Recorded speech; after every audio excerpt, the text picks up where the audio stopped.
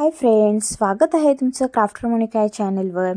चला तर आज आपण संक्रांतीसाठी स्पेशल क्राफ्ट बघूया, जे की होम डेकोरसाठी आपल्याला यूज होईल. मोस्टली आपण हळदी कुंकूसाठी घर सजावट करत असतो, मग त्यावेळेस आपल्याला सुचत नाही की कशा प्रकारे सजावट करायचं. इथे मी कलर्स पेपर्स यूज केलेले आहे. त्याला डेकोरेट करण्यासाठी काही मिरर्स आहेत, काही स्टोन्स आहेत व्हाईट कलरचे आणि मोती आहेत.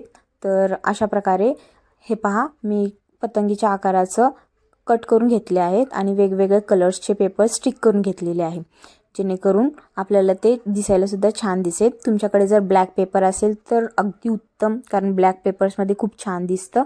माझ्याकडे हे अवेलेबल होते सो मी हे यूज करते. आणि आपल्याला गोल्डन लेस लागणार आहे. जर तुमच्याकडे गोल्डन कलर्स वगैरे असेल तर तेही तुम्ही यूज करू शकता. स्केच पेन्स वगैरे असेल तर त्याच्यावर आपल्याला तिळगुळ वगैरे स्लोगन्स लिहायचे आहेत. हे डेकोरेशन तुम्ही लहान मुलांच्या बोरणांसाठी सुद्धा यूज करू शकता. हळदी कुंकूच्या दिवशी घर सजावटसाठी सुद्धा यूज करू शकता.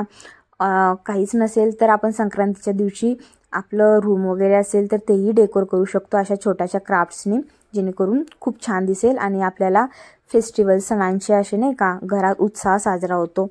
तर ही व्हिडिओ शेवटपर्यंत नक्की पहा. खूप छान आहे आणि खूप सोपी आहे क्राफ्ट. लहान मुलंसुद्धा ह्याला बनवू शकतील.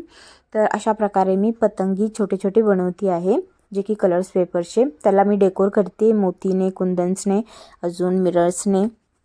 तुमच्याकडे जर दुसरे काही फ्लावर्स वगैरे असेल त्याला स्टिक करण्यासाठी, रिबन्स वगैरे असेल तर तेही तुम्ही स्टिक करू शकता.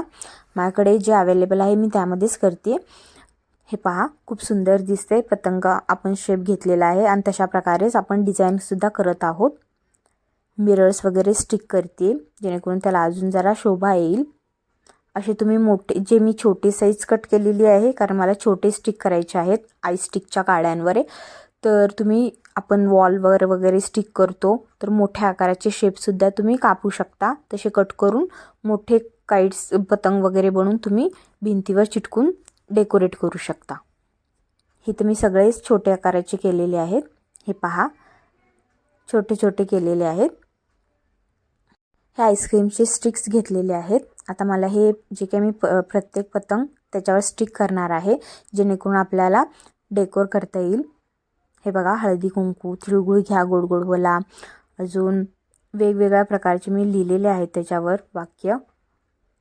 शुभ संक्रांती, तुम्हाला जे लिहिता येईल बोरणांचं वगैरे तुम्ही लिहू शकता. अजून असे स्टिक करून मी एका पूर्ण ते सुगड जे म्हणतो आपण त्याला, सुगडची पूजनसुद्धा करत असतो मकर संक्रांतीच्या दिवशी. त्यावेळेस तुम्ही ते यूज झाल्यानंतर फेकून न देता त्याच्यावर तुम्ही इव्हनिंगच्या दिवशी हळदी कुंकूच्या कार्यक्रमांना आपण डेकोर करू शकतो त्याचा वापर करून. प्रत्येक काडीवर मी आता प्रत्येक स्टिक करणार आहे ते, त्यामुळे आपल्याला त्याच्यामध्ये ठेवता येईल. जर तुम्हाला दोरीला, थ्रेडला वगैरे स्टिक करून वॉलवर वगैरे हँगिंग करायचं असेल तर तेही करू शकता तुम्ही.